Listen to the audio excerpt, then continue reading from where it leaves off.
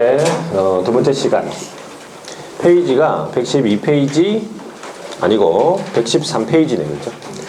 자, 중개대상물 표시 광고, 이 말은 무슨 말이냐면 중개대상물 광고할 때 어떤 내용을 명시해야 되는가 이거예요. 우리가 보통 일반적으로 뭐 사업할 때 이제 광고하잖아요. 그러면 자기 이름 넣고 뭐 전화번호 넣고 자기 사무소 주소 넣고 이렇게 보통 하잖아요, 그죠? 그리고 뭐 광고 내용 이렇게 넣고. 그런데 우리 중개업 할 때는 명시해야 될 사항이, 광고할 때 명시해야 될 사항이 딱 정해져 있습니다. 이거는 넣어야 된다는 얘기예요. 그러니까 꼭 반드시 명시해야 될 사항이 뭐냐면 뒤에 넘어가면 114페이지에 자, 이제 여기 신설된 부분이 조금 있어가지고 지금 제목을 공통적인 명시사항이라고 넣어놨네, 그죠? 보통 이제 오프라인으로 광고할 때만 이제 이런 명시사항이 있었어요. 그래서 박스 안에 보면은 사무소의 명칭, 이거 기본적으로 들어가야 되겠죠? 소재지 들어가야 되고 연락처 들어가야 됩니다. 그리고 이제 개업공인중개사의 성명이 들어가야 돼요. 자, 법인 같은 경우에는 대표자의 성명을 넣을 것이고 분사무소는 책임자의 성명을 넣어야 돼요. 책임자의. 그 다음에 등록번호까지 넣어야 됩니다. 그러니까 여기 박스에 있는 사항이 표시 광고할 때 반드시 명시해야 될 사항이다. 되겠습니까? 이 명시해야 될 사항을 위반해도 당연히 제재를 받겠습니다. 자, 여기까지밖에 없었는데 이제 새롭게 신설된 부분이 인터넷을 이용한 표시 광고할 때 명시사항이 이제 신설된 부분입니다. 이게. 자, 여기에서 여러분들이 이제 이번 수단에서 해야 될 거는 인터넷을 이용한 표시 광고할 때는 위에 했던 공통적인 명시사항을 포함을 해서 거기 보면 각 중개대상물에 따른 소재지, 박스 안에 보면 소재지, 면적, 가격, 종류, 뭐 거래 형태 이런 게 막 들어갑니다. 그래서 지금 여러분들 이번 순환에서는 소재지, 면적, 가격 이 세 개 있죠? 이 세 개 정도를 좀 기억을 합니다. 그러니까 이 세 가지는 우리 중개대상물, 토건, 입광공 이 5가지 중개대상물의 거의 공통적인 사항이에요. 그래서 이 소재지, 면적, 가격을 또 인터넷 표시 광고할 때는 명시해야 되는구나 라고 보시고, 이러한 구체적인 표시 광고 방법이 양가로 3번에 보면요, 어디에 고시가 되어 있냐면 국토교통부 장관이 정해서 고시를 하고 있습니다. 그것도 알아놔야 돼요. 이런 표시 광고에 대한 구체적인 표시 광고 방법이 국토교통부 장관이 정하여 고시를 해놨습니다. 여기는 이제 그 고시 내용이 안 실어놨는데 일단은 고시를 해놨다라고 보시면 돼요. 자, 그 양이 조금 됩니다. 그래서 구체적으로 한 문제 이렇게 물어볼 정도는 아닌데, 예, 일단은 국장이 정하여 고시한다 이 정도 기억하고, 그 다음에 표시 광고를 함에 있어서 어떻게 하는 것이 부당하게 한 것이냐 그 말이에요. 제일 마지막에 보시면 양가로 1번에 부당한 표시 광고. 자, 요것도 지금 세부적인 어떤 유형, 기준 등에 대해서 국장이 정하여 고시한다라고 제일 마지막 줄에 있죠. 자, 부당한 표시 광고가 어떤가요? 오른쪽 박스에 보시면요, 첫 번째 동그라미 1번이 중개대상물이 아예 없어요. 중개대상물이 없는데 그럼 거래를 할 수 없잖아. 이런 표시 광고가 부당한 겁니다. 시세에 부당한 영향을 주기 위해서 없는데, 중개대상물 자체도 없는데 표시 광고 한 거고요. 두 번째는 중개대상물은 있어요. 있는데 사실과 어떻게 했어? 다르게 거짓으로 했습니다. 거짓 동그라미 하시면 돼요. 거짓이라는 단어가 중요하지. 그리고 아니면 너무 사실과 다르게 과장되게 한 거예요. 과장 동그라미. 거짓 또는 과장 되겠습니까? 자, 그 다음에 세 번째가 뭐냐면 거래 질서를 해친다는 얘기죠. 거래 질서를 해치거나 아니면 중개 의뢰인에게 피해줄 우려가 있는, 의뢰인에게 피해줄 우려 있는, 그것까지 미적 보시면 돼. 이러한 광고들이 부당한 표시 광고다. 그래서 이런 1번, 2번, 3번 정도만 여러분들 좀 확실하게 좀 기억하시면 돼요.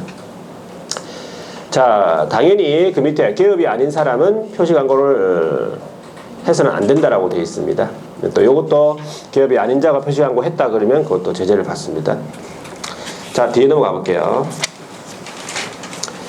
인터넷 표시 광고 모니터링, 이거 작년에 시험 나왔습니다. 거기 31회라고 적혀 있죠. 작년에 시험에 나왔어요. 이것도 신설된 부분인데, 인터넷을 이용한 표시 광고를 할 때 그 규정 준수 여부에 대해서 감시를 할 수 있다 그 말이지. 모니터링이란 말은 누가 국장이 이 말이에요. 국장이 거기 네모 1번의 두 번째 줄 보면은 국장 밑줄 긋고 인터넷을 이용한 표시 광고 할 때에 그 규정 준수 여부에 대해서 뭐 할 수 있다고? 모니터링 할 수 있다. 그때 국장이 이제 모니터링 관련해 가지고 자료 제출을 요구할 수 있어요. 누구한테 요구하냐면 정보통신 서비스 제공자, 요거 알아두셔야 돼요. 국장이 정보통신 서비스 제공자에게 관련 자료를 제출 요구할 수 있다. 정당한 사유가 없으면 거절할 수 없겠지 당연히. 두 번째, 필요한 조치를 요구할 수 있다. 국장이 정보통신 서비스 제공자에게 위반이 의심되는 내용의 확인이라든지 아니면은 추가 정보 게재 같은 이런 필요한 조치 요구할 수 있다. 그래서 이 정보통신 서비스 제공자가 관련 자료를 제출 안 하거나 필요한 조치를 이행하지 않으면 어떻게 하겠어요? 제재를 받습니다. 오른쪽에 넘어가 볼게요. 자, 이제 국장이 직접 업무를 하는 건 아니겠지. 그래서 업무를 어떻게 하냐면 위탁을 할 수 있습니다. 오른쪽 페이지 첫 번째 줄에 보면 국장이 모니터링 업무에 대해서 위탁할 수 있다. 끝에 있죠. 그때 위탁 기관에 대해서 두 번째 줄에 예산을 지원할 수 있다는 얘기예요. 위탁할 수 있고 예산 지원할 수 있다. 그렇게 보시면 되고, 그럼 어느 기관이 위탁 기관이냐? 네 군데가 있습니다. 박스 안에. 첫 번째가 공공기관이에요. 공공기관한테 위탁할 수 있고, 두 번째는 정보 출연 연구기관입니다. 세 번째는 인터넷 표시 광고 모니터링 또는 인터넷 광고 시장 감시 관련 업무 수행 비영리 법인이죠. 비영리 법인. 아까 누가 비법인이라 해가지고 비영리 법인입니다. 비영리. 좀 길죠. 인터넷 표시 광고 모니터링 또는 인터넷 광고 시장 감시 관련 업무 수행하는 비영리 법인이다. 이렇게 보셔야 돼요. 그리고 마지막 네 번째가 이러한 모니터링 업무 수행에 필요한 밑줄 것이면 돼. 전문 인력, 전담 조직 갖췄다고 국장이 인정하는 기관 단체. 대충 이런 곳이다라고 알아두시면 돼요. 그러면 업무를 어떤 식으로 수행할 것이냐, 이 위탁기관이 어떤 식으로 수행할 것이냐, 업무는 두 가지가 있습니다. 첫 번째가 뭐냐면 기본 모니터링. 이름 들어보면 알겠죠? 기본적으로 하는 거죠. 그 다음에 수시 모니터링은 뭐예요? 수시로 하겠다는 얘기. 두 가지의 모니터링 업무가 있는데 이게 시험 나왔다고. 자, 기본 모니터링은 실시를 언제마다 하냐면 분기마다 합니다. 분기별로 합니다. 뭐에 따라서? 기본 계획서에 따라서 분기별로 실시한다. 이게 나왔다고 시험 문제예요. 6개월마다 실시한다. 틀렸습니다. 분기는 사사분기잖아. 그렇죠? 3개월마다 한다는 얘기지. 분기별로 실시를 한다는 게 기본 모니터링이고, 수시 모니터링은요, 위반이 의심이 된다라고 판단이 되면은 수시로 이제 하겠다는 얘기입니다. 실시하겠다. 자, 그러면은 이런 모니터링을 하기 위해서는 첫 번째가 위탁기관들이 계획서라는 걸 제출해야 된다. 누구한테 제출해야 되겠습니까? 당연히 국장한테 제출해야 되겠죠. 국장한테 계획서를 국장한테 제출한다. 믿을 거 보세요. 그러면 기본 모니터링은 언제까지 제출하냐면, 자, 대상 동그라미, 체계 동그라미, 대상, 체계 등을 포함한 다음 연도 모니터링 기본 계획서. 다음 연도 거를, 다음 연도 1년 거 있죠? 요거를 언제? 매년 12월 31일까지 제출한다. 국장한테. 수시 모니터링은요, 기간 내용 방향 포함해서 수시로 하는 거니까 그냥 계획서 제출한다라고 되어 있어요. 포함해가지고. 되겠죠? 그러면 모니터링 업무를 했다. 그럼 결과가 나올 거 아니야. 그럼 그 결과 보고서도 누구한테 제출해야 돼? 국장한테 제출합니다. 언제까지? 자, 기본 모니터링은 분기마다 하니까 매 분기 마지막 날이 있을 거 아니에요. 마지막 날로부터 며칠? 30일 이내에. 수시는요, 수시로 하니까 업무 완료일로부터 며칠? 15일. 이게 좀 틀리죠? 위에 거 30일이고 얘 밑에 거 15일입니다. 기억해야 되겠죠? 자, 양가로 4번은 뭐냐면 국장의 권한이라고 되어 있는데, 자, 국장이 이제 결과 보고서를 제출받을 거 아니야. 결과 보고서를 제출받았죠. 그럼 그 결과 보고서 제출받은 거를 누구한테 통보하냐면 시도지사랑 등록관청한테 통보해요. 통보하면서 어떤 필요한 조치나 조사 이런 것들을 요구를 할 수 있어요. 시도지사하고 등록관청에게. 그러면 당연히 시도지사하고 등록관청은 신속하게 이거를 조치를 해야 되겠죠. 그리고 그 결과를 어떻게? 업무 완료일로부터 10일입니다. 얘는 또 10일이잖아. 다 틀리죠? 예. 일단 다 틀리구나. 이걸 알아두셔야 돼. 다 틀리구나. 그렇게 하면 다 틀리구나 이렇게 알아두면 이래 똑같이 나오면 일단 틀렸다는 건 알잖아, 그죠? 하여튼 그래서 결과를 다시 국장한테 통보한다 이 얘기입니다. 이런 식으로 내용이 자꾸 이제 새로운 내용들이 여러분들 자꾸 이제 신설됩니다. 이 조문이 없어지는 건 잘 없어요. 우리 법령에서 삭제되고 이런 거는 옛날에 많이 이제 개정이 되고 했기 때문에 이제 어느 정도 체계가 잡혔기 때문에 막 삭제되고 이런 조문들이 잘 없어. 새로운 내용들이 계속 신설됩니다. 그거는 뭡니까? 결과적으로 시험 범위가 계속 늘어나는 거예요. 올해 여러분들 이제 임대차 주택 임대차 계약 관련해 가지고 신고 의무가 늘어났어요. 시험 범위가. 옛날에 부동산 거래만 신고했거든. 근데 주택 임대차 계약도 계약 체결했을 때는 신고해야 됩니다. 그게 늘어났어요. 계속해서 늘어난다고 시험 문제는 시험 범위는요. 그러니까 어떻게 해야 되겠어요? 빨리 올해 빨리 따야 돼. 올해 빨리 합격해야 됩니다. 자꾸 막 내년에 또 어떤 내용이 늘어날지 몰라요. 자꾸. 예? 그러니까 올해 반드시 끝날 수 있도록 합니다. 올해. 여러분들은 제가 보니까 이 상태로 쭉 가시면은 합격할 것 같아. 이 상태로 가면. 그러니까 근데 사람이 1년 동안 다니다 보면 자기 마음대로 이렇게 되지는 않습니다. 이게 다른 일도 있고 뭐 이래 하다 보면, 그렇죠? 근데 우선순위를 먼저 잡아놔야 돼요. 우선순위가. 사람이 우선순위라는 게 있잖아요. 일이.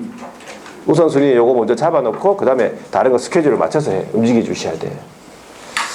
한번 빠지기 시작하잖아요. 그러면 조금만 뭐 어떤 일이 딱 생기잖아. 그러면 이게 빠질 생각부터 먼저 머릿속에 든다니까요. 그 사람이 원래 그래요. 심리적으로. 그러니까 빠지지 않도록 하셔야 돼요. 그러면 합격합니다.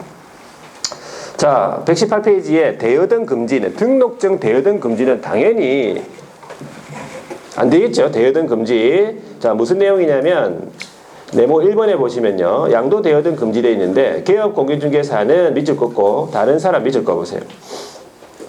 자기의 성명 상호 동그라미 하시면 돼요. 성명 또는 상호 동그라미예요. 등록증이기 때문에 상호가 들어갔어요. 자격증의 대여등 금지에 나오는 거는 상호가 없습니다. 성명만 있다고. 그게 차이점이에요. 상호를 사용해서 중개 업무를 하게 하거나 해서 하게 동그라미 해보세요. 하게. 시킨 겁니다. 100% 대여는 아닌데 대여한 꼴이나 마찬가지예요. 시켰으니까 내 이름, 내 상호를 써서 중개 업무를 해도 좋다라고 했기 때문에 대여한 거나 마찬가지다. 그래서 하게 이걸 기억하시고 그 밑에 거는 뭐냐면 진짜 등록증을 팔았어요. 양도입니다. 두 번째는 대여 빌려준 거예요. 돈을 안 받고 빌려줘도 됩니까? 그것도 안 되는 거예요. 돈을 받든 안 받든 안 된다. 두 번째는 뭐냐면 누구든지 밑줄 다른 사람 밑줄 등록증에 대해서 성명 상호를 사용해서 중개 업무 하거나 한 사람을 말합니다. 하거나 등록증을 양수받거나 대여받아서 사용해서는 안 된다. 이런 규정들이 있다. 그리고 제재들도 다 있습니다. 됐고 이제 오른쪽에 넘어가서 사무소 이전 볼게요. 사무소 이전.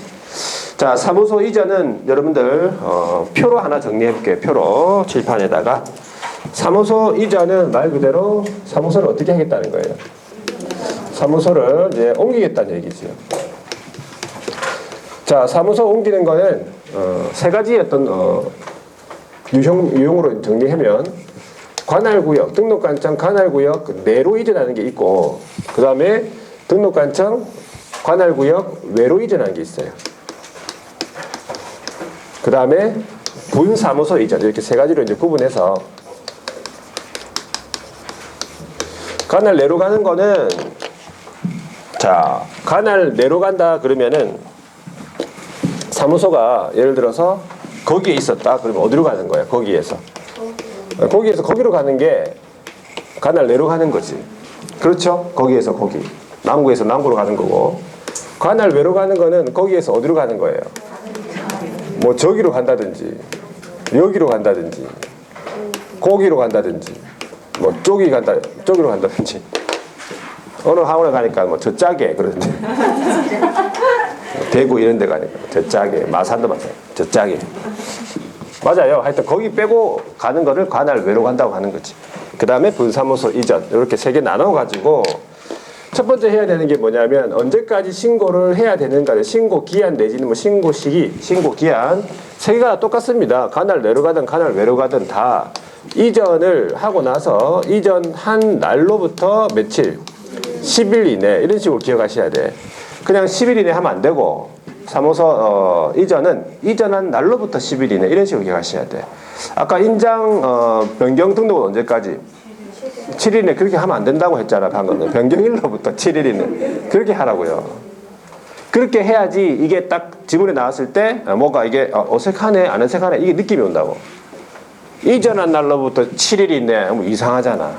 저는 이상해요. 여러분들은 아직 잘 모르고 이상한 건지 안 이상한 건지 잘 느낌이 안 옵니까 아직? 저는 이전한 날로부터 7일 이내 하면 이거 이런 거 없다 이런 딱 바로 느낌이 들어요 이렇게. 그러니까 이전한 날로부터 7일 이내, 변경일로부터 7일 이내, 이전 날로부터 10일 이내 이런 식으로 기억하셔야 돼요. 종료일로부터 며칠 이내? 10일 이내. 고용관계 종료일로부터 10일 이내 이런 식으로 해야지만 이게 딱 7일이냐 10일이냐 뭐 5일이냐 안 헷갈린다고. 자, 하여튼 그렇게 하세요. 그럼 어디로 가서 신고하는가? 신고 관청이네. 신고 관청은 관할 내로 간다. 그러면 남구에서 남구로 가면 남구청 가야 되죠. 남구청을 뭐라 부릅니까? 네, 등록 관청이라 불러요. 자, 그리고 관할 외로 가면은 남구에서 해운대구로 간다. 그러면 어디로 가야 돼? 해운대구청 가야 되죠. 해운대구청을 뭐라 부릅니까? 이전하고 난 후죠. 이전 후 등록관청이라 부릅니다. 그다음 분사무소가 분사무소 이전은 주된 사무소가 해운대구에 있고, 근데 분사무소를 남구에서 북구로 옮긴다. 그러면 남구, 북구, 해운대 중에서 어디로 가야 돼요? 해운대구 가야 되죠. 그럼 해운대구를 뭐라 부릅니까? 주사무소, 주된 사무소, 주사무소 등록관청 이래 부릅니다. 자, 그러면 신고하러 갈 때 그냥 가는 건 아니고 뭐 가지고 가야 되죠. 예, 신고할 때 첨부해야 될 서류가 있는데 기본적으로 사무소 이전 신고서를 작성을 하고 두 가지 서류를 첨부합니다. 두 가지. 첫 번째는 어떤 서류? 첫 번째는 사무소 이전하면 뭐가 바뀝니까? 일단 소재지가 바뀌잖아. 무조건 바뀌죠. 한 글자라도 바뀔 거 아니야. 101호에서 102호 가도 바뀔 거 아니에요. 그러니까 그 소재지가 어디 나타나 있어요? 중개사무소 등록증에 나타나 있죠. 그럼 원본 가져야 됩니까? 사본 가져야 됩니까? 원본 가져가야 되지. 그럼 사본은 뭐 하려고 그러면? 원본. 여기 걸어놓고 그럼 사본만 바꾸려고. 원본 가져가야 되죠. 분사무소는? 분사무소는 신고필증이라 부르지. 신고필증 원본이겠죠. 신고확인서라고도 합니다. 자, 두 번째는 뭘 가져가야 되죠? 예, 사무소 이전했으니까는 이전한 사무소가 있을 거 아니에요. 그래서 사무소 확보 서류. 자, 사무소 확보 서류가 나오면은 항상 따라 나오는 게 있습니다. 그렇죠. 기재가 지금 건축물 대장에 기재가 지연되면 기재가 지연되는 사유서를 같이 첨부해야 된다는 거. 요거 항상 같이 기억하셔야 돼요. 자, 그런 다음에 신고관청은 어떤 식으로 조치를 취해줍니까? 조치사항이 있는데 원칙적으로는 어떻게 해주냐? 등록증을 재교부해 줍니다. 등록증 재교부 다시 발급을 해준다 그래 보시면 되고, 분사무소는 당연히 신고필증이겠습니까? 네, 신고필증을 재교부해 줍니다. 자, 그런데 각 상황에 따라서 이제 특징이 이제 있는데, 관할 내로 가는 거는 남구에서 남구로 가니까 뭐가 안 바뀝니까? 소재지는 바뀌고 뭐가 안 바뀌어? 등록관청 안 바뀌잖아. 밑에 남구청장이 안 바뀌잖아요. 직인이 안 바뀌죠. 그러니까 소재지만 바꾸는 거예요. 소재지 변경 사항만 따로 거기다가 이제 기재를 해서 그 등록증 그대로 교부가 가능한 거지.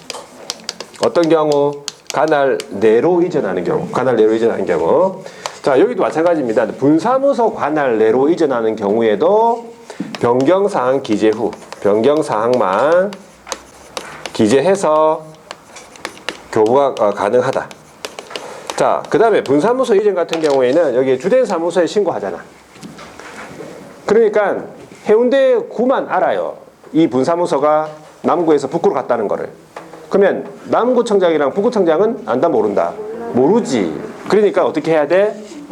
통보를 해야 된다. 누가? 주된 사무소가 분사무소 관할 이전 전 등록관청하고 그 다음에 이전 후 등록관청 모두에다가 이전 사실에 대해서 통보해 줘야 됩니다. 요거 이런 게 있어요. 중요한 거는 이전 전만 하는 것도 아니고 이전 후만 하는 것도 아니고 이전 전후 다 해야 된다고. 자, 그 다음에 이전 후 등록관청이 신고를 받을 거 아니야. 이전 신고를. 그러면 이전 신고를 한 개업 공인중개사에 대한 관련 내용을 아무것도 모릅니다. 이 사람에 대해서. 모릅니다. 그래서 이전 후 등록관청이 종전 등록관청에게 관련 서류를 송부해 줄 것을 요청하여야 한다라고 되어 있어요. 할 수 있는 부분이 아니고 요청을 받은 이 종전 등록관청은 지체 없이 이를 송부해 줘야 돼요. 그때 송부 서류가 있네. 송부 서류. 송부해 줘야 될 서류가 3가지가 있습니다. 첫 번째가 뭐냐면 최초의 부동산 중개사무소 등록 대장이라고 있습니다. 이 이전 신고를 하는 개업 공인중개사에 대한 등록 대장이 있을 거 아니야. 그거 송부해야 되고, 두 번째 최초의 개설 등록할 때 신청 서류가 있습니다. 이런 거 다 넘어줘야 되고, 세 번째는요. 이 개업이 최근 1년간에 받은 1년간의 행정처분이 있습니까? 네, 행정처분 다 넘겨줘야 되고, 및 지금 현재 처분 절차 진행 중인 서류가 있으면 진행 중 서류도 다 넘겨줘야 돼요. 다행입니다. 저 다 적고 지금 적다가 만약에 하면 다 잊어버립니다. 자, 관련 서류까지 다 넘어가야 돼요.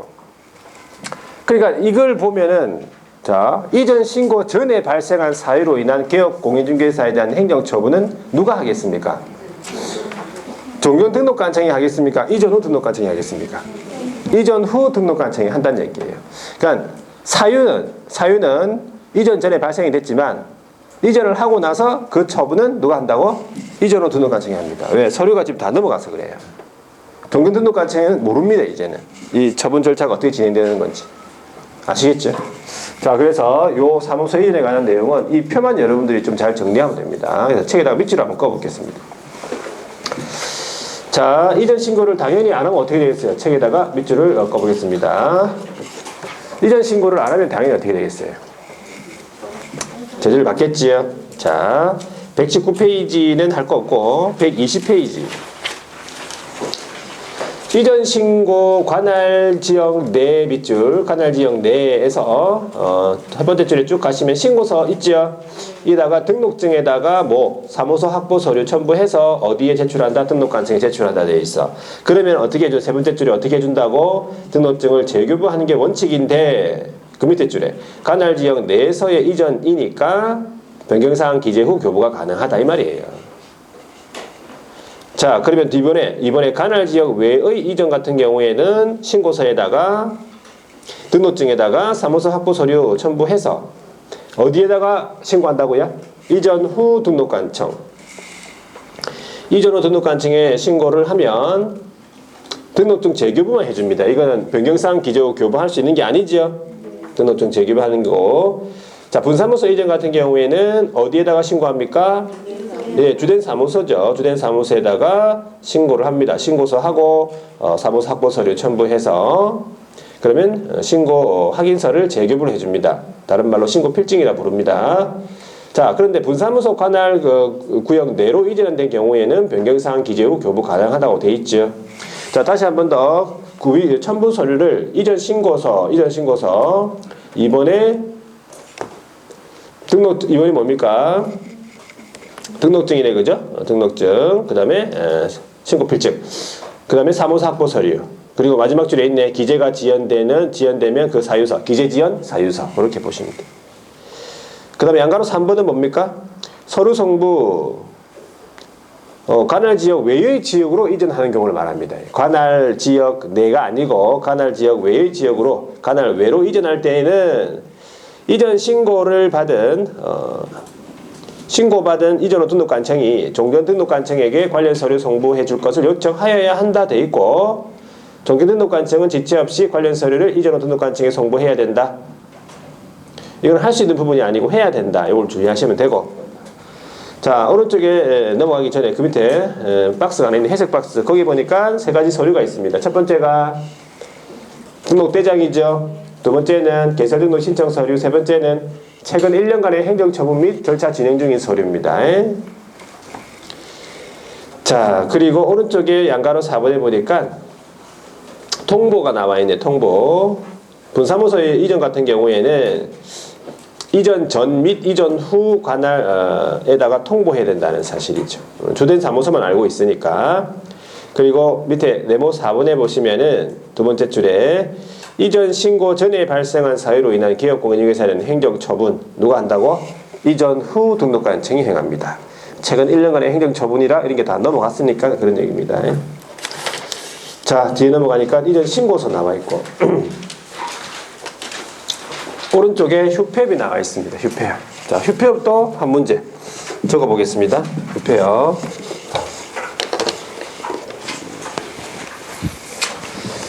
자, 휴업하고 폐업. 휴업은 쉬는 거죠. 폐업은 뭐 문 닫는 거, 뭐 이런 내용입니다. 휴업, 폐업. 자, 휴폐업에 대해서 중요한 것이 일단 신고 의무. 다른 것들도 보통 뭐 신고를 다 합니다. 뭐 고용인 신고도 하고, 그 다음에 뭐 사무소 이전 신고도 하고 다 하죠. 근데 다른 것들은 보통 다 사후 신고입니다. 그죠? 사후 신고인데, 요건 중요한 것이 휴폐업 관련해 가지고는 무슨 신고? 네, 사전 신고라는 거예요. 사전 신고. 그러니까 하고자 하는 경우에 신고를 해야 되는 얘기지. 한 경우에 신고하는 것이 아니라. 자, 그래서 신고해야 되는 경우가 네 가지가 있는데, 첫 번째가 뭐냐면 몇 월 초과입니까? 네, 3월을 초과해 가지고 휴업을 하고자 하는 경우예요. 여기서 중요한 거는 3월도 중요하죠. 3월은 잘 안 잊어버립니다. 3월 중요한데 초과입니까? 네. 초과예요. 그러면 3월 초과란 말은 3월을 포함합니까? 포함하지 않는다는 얘기예요. 그러면 3월까지는 그냥 신고 안 하고 그냥 놀면 된다는 얘기지. 3월 하루서부터는 신고해야 됩니다. 3월 초과니까. 그리고 3월을 초과하도록 개설 등록하고 나서 개설 등록을 했죠. 후 3월을 초과하도록 뭘 안 했습니까? 업무 개시를 안 하려고 한다. 업무 개시를 안 하려고 하는 경우에도 마찬가지 3월 초과 휴업이랑 똑같은 말입니다. 이때도 신고해야 됩니다.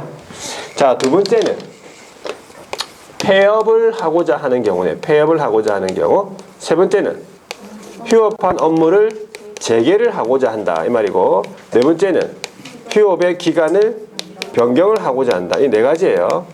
그래서 이 네 가지를 중요한 것이 여기 보면은 하고자 하는 경우입니다. 하고자 하는 경우.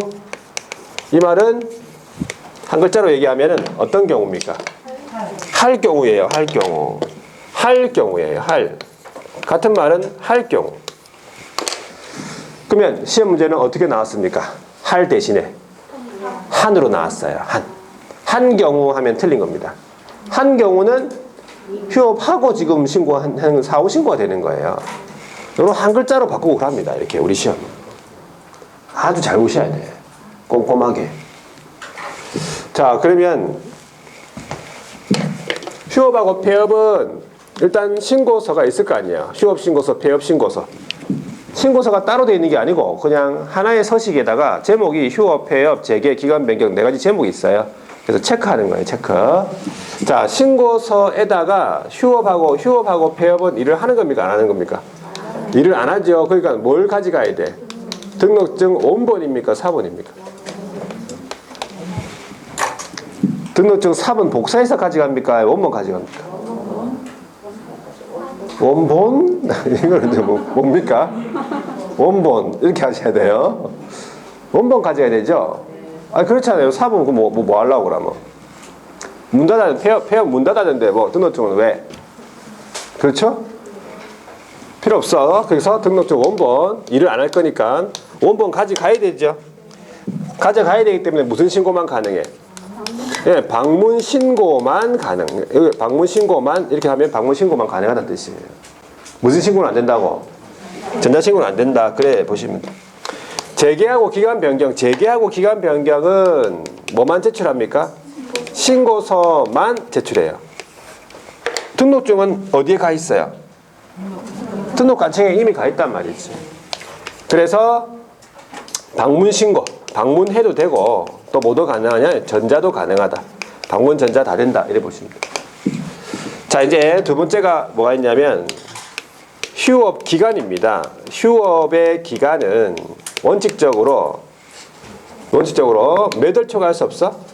예, 6월을 초과할 수 없어요. 6월 초과할 수 없다. 이거 주의하셔야 돼. 그러면 3월 초과할 수 없다. 이래 나오면 틀린 겁니다.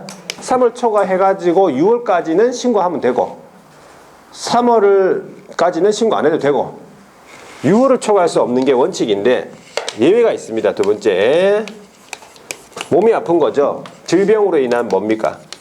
요양 가거나 아니면 징집으로 인한 입영이에요. 그리고 뭐 취학, 학교 가는 뭐 이런 부득이한 사유가 있는 경우에는 6월을 초과할 수 있습니다. 그리고 정당한 사유, 이런 부득이한 사유가 없이 당연히 6월 초과 휴업하면 제재를 받을 거 아니에요. 휴업, 폐업 되겠습니까? 밑줄 한번 꺼보겠습니다. 거기 123페이지에 휴업이랑 폐업이랑 다시 한 번 더 신고 의무 어떤 경우냐면 첫 번째 줄에 끝에 가시면 그러나 해가지고 3월을 초과하는 휴업이 돼 있죠. 그리고 가로에 보시면 개설 등록 후 업무 개시하지 않는 경우 포함. 이게 3월 초과는 마찬가지. 그 옆에 폐업 있고 또는 중개업 재개가 있고요. 또는 기간 변경. 이 네 가지의 경우다 보시면 돼. 자, 다시 한 번 더 밑에 내려가서 신고대상 밑줄 꺼볼게요. 신고대상 한 번 더 합니다. 신고대상 동그라미 1번에 보시면 3월을 초과하는 휴업. 가로에 개설 등록 후 업무 개시하지 않은 경우 포함. 자, 요거 같은 경우에는 신고서 오른쪽 끝에 신고서에 등록증 첨부라고 되어 있잖아. 그리고 동그라미 2번에 재개하고자 하는 경우입니다. 재개하고자 하는 경우 재개 신고서. 등록증은 가져가는 게 아니죠. 등록증 없고 재개 신고서. 그래서 재개 신고를 받은 등록관청은 어떻게 하냐면 그 밑에 줄에 반납받은 등록증을 어떻게 반환해야 돼요? 이거 주의하셔야 돼요. 지체 없이 아닙니다. 뭐 대부분 지체 없이가 좀 많은데 얘는 즉시 반환이에요. 즉시가 빠릅니까? 지체 없이가 빠릅니까? 즉시가 빠릅니다. 그래서 즉시 반환이라는 거. 그러니까 반납받아 가지고 있던 그 등록증을 그대로 반환하는 거예요. 새로 등록증을 재개부하는 게 아니라 그 말입니다.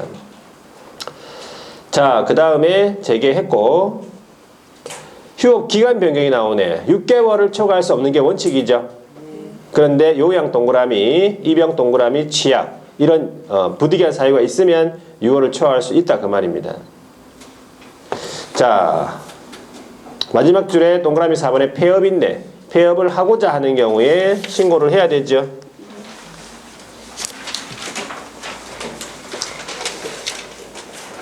자, 신고 방법으로서 등록증을 첨부해야 된다. 폐업 신고는 어떻게 하라고 동그라미 니은에 보니까 등록증을 첨부해야 된다라고 되어 있어요. 자, 그리고 그 밑으로 내려가서 신고 방법을 다시 볼게요. 휴업하고 폐업 신고는 다시 한 번 더 신고서에 등록증을 첨부해야 된다. 그래서 무슨 신고만 가는 방문 신고하여야 한다라고 되어 있잖아요. 전자는 안 되고 재개랑 기간 변경은 신고서에 등록증을 첨부할 수 없죠. 필요가 없고 방문 전자가 다 된다. 휴폐업의 일괄 신고 이건 뭐냐면 예전에는 중개업의 휴폐업 신고는 등록관청에 하고 사업자 휴폐업 신고는 세무서에 가서 했습니다. 따로따로. 근데 이걸 한 군데에 같이 제출할 수 있다 그 말이에요.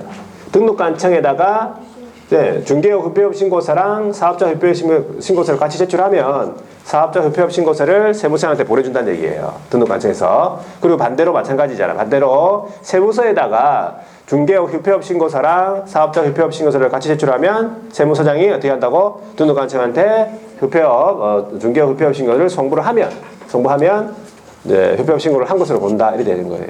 어려운 내용 아니고. 자, 제재 됐고 오른쪽에 넘어갈게요. 125페이지. 간판 철거 이것도 가끔 물어봅니다. 간판 철거. 간판 철거는 그 사유가 발생이 되면 간판 철거해야 됩니다. 그 사유가 세 가지가 있어요. 제일 밑에 박스에 사무소 이전. 사무소를 이전 신고했으니까 그 이전에 있던 사무소는 간판 내려야 되죠. 두 번째 폐업 신고. 폐업했으니까 간판 내려야 되죠. 세 번째 등록 취소 처분 받았으니까 간판 내려야 돼요. 휴업은 간판 내려야 됩니까? 아니요. 간판 안 내립니다. 주의하셔야 돼요. 자, 이런 사유가 발생이 되면 이 개업공인중개사가 그냥 알아서 내려야 돼요. 간판을. 뭘 간판 내리라 말아 명령 안 합니다. 등록관청에서. 그런데 등록관청이 와가지고 이거 간판 안 내렸네. 그러면 바로 어떻게 합니까? 이행 안 했다 그러면 행정대집행법에 따른 대집행이에요. 되겠습니까? 자, 됐고. 자, 이제 뭐냐면 본격적으로 이제 업무가 시작되는 거예요. 지금까지는 중개사무소 관리 뭐 이런 내용들이 있어요. 중개업, 경영 뭐 이런 내용이었고, 중개계약부터가 본격적인 뭡니까? 업무에 들어가는 겁니다. 중개계약. 그래서 중개계약은 우리가 법에 규정되어 있는 것이 두 가지가 있습니다. 일반 중개계약이랑 전서중개계약 두 가지가 있는데 따로따로 문제가 나올 수도 있고 서로 비교해서 문제 물어볼 수도 있습니다. 자, 중개계약이라고 하면은 누구하고 체결되는 겁니까? 중개계약은 누구? 자, 개업공인중개사와 중개의뢰인 간에 체결되는 중개의뢰에 관한 합의입니다. 쉽게 얘기하면 뭐 팔아주세요. 의뢰인이 와가지고 팔아주세요. 소장님이 알겠습니다. 청약의 의사표시와 승낙의 의사표시의 합치예요. 이런 중개계약은 사실행위입니까? 법률행위입니까? 예?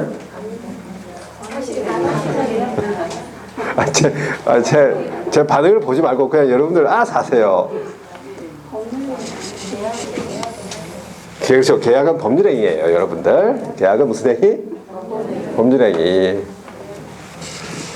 중개계약은 법률행위예요. 사실행위 아닙니다. 그러니까 중개행위 자체가 사실행위잖아. 중개행위. 매매계약이 용역이 성립할 수 있도록 조력하고 주선하는 역할을 하는 그 중개행위 자체는 사실행위고, 이런 중개계약은 계약이니까 법률행위라고 생각하시면 돼요. 법률행위. 자, 그래서 두 가지가 있는데 첫 번째가 일반 중개계약. 요거는 1대 다 방식이에요. 여러 명의 기업한테 의뢰를 한다고. 그러니까 그 중에서 가장 빨리 거래를 성사시킨 기업이 보수를 받습니다. 그러니까는 책임감 있게 기업 공인중개사들이 책임감 있게 책임 중개를 하겠습니까? 안 한다고 봐야 돼요. 안 한다고 봐야 됩니다. 자, 그리고 계약서를 작성할 의무도 없기 때문에 분쟁이 발생될 소지도 높다. 요게 이제 일반 중개계약인데, 첫 번째가 표준서식이라는 게 있어요. 표준서식.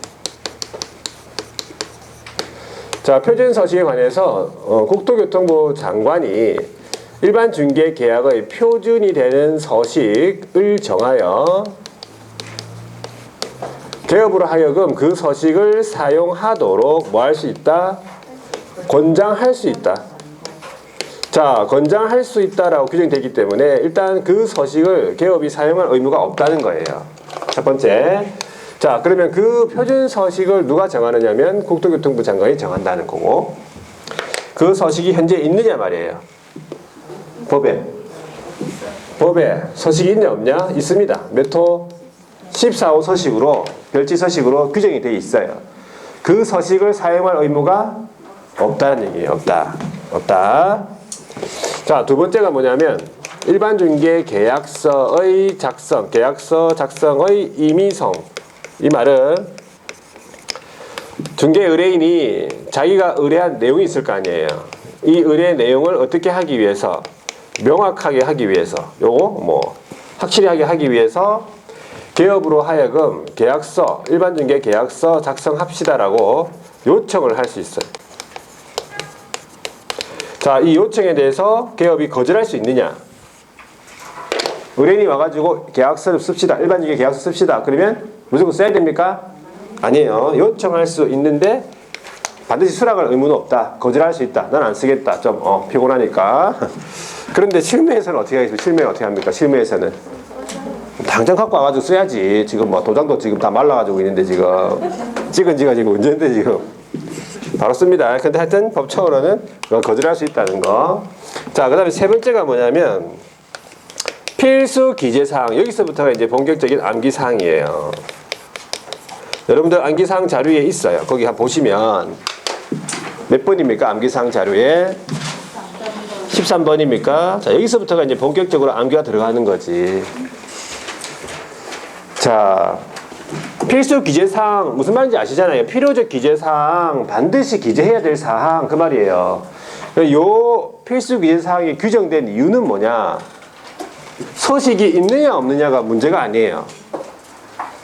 왜 있느냐면 일반 중개 계약 작성했을 때 계약서를 아무 종이에 그냥 쓸 수 있기 때문에 그렇습니다.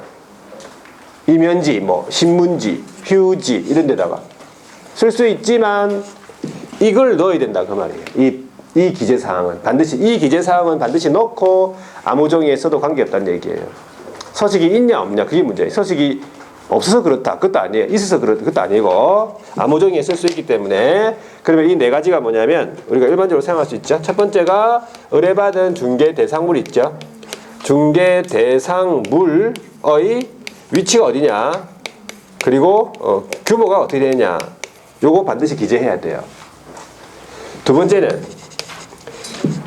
거래 예정 가격이 얼마냐 이 말이에요. 거래 예정 가격 얼마냐. 세 번째는요, 중개 보수, 거래 예정 가격에 따른 중개 보수가 얼마냐. 네 번째는 개업하고 의뢰인이 지켜야 할 준수 사항. 어렵지 않죠? 이 네 가지니까 일단은. 자, 중개 대상 물의 위치 및 규모에서 이거 어떻게 암기하냐면 암기법이 중개 대상 물에서 물 동그라미 물, 뭐 그게 동그라미 하지 말고 물. 그다음에 거래 예정 가격 할 때 가격 나왔죠? 가격. 그다음에 중개 보수할 때 수. 그다음에 준수 사항 할 때 준. 그럼 읽으면 어떻게 돼요? 물가 수준. 물가 수준이란 말은 뭐 많이 사용하잖아. 물가 수준. 자, 이 물가 수준이 뭡니까? 네, 항상 이렇게 해야 돼요. 물가 수준은 일반 중개 계약서 필수 기재 사항 이렇게 나와야 돼요. 제목을 또 모르면 안 되잖아. 물가 수준이 뭐지? 그러면서 물가 수준이 뭐. 일반 중개 계약서 필수 기재 사항 물가 수준 되겠습니까?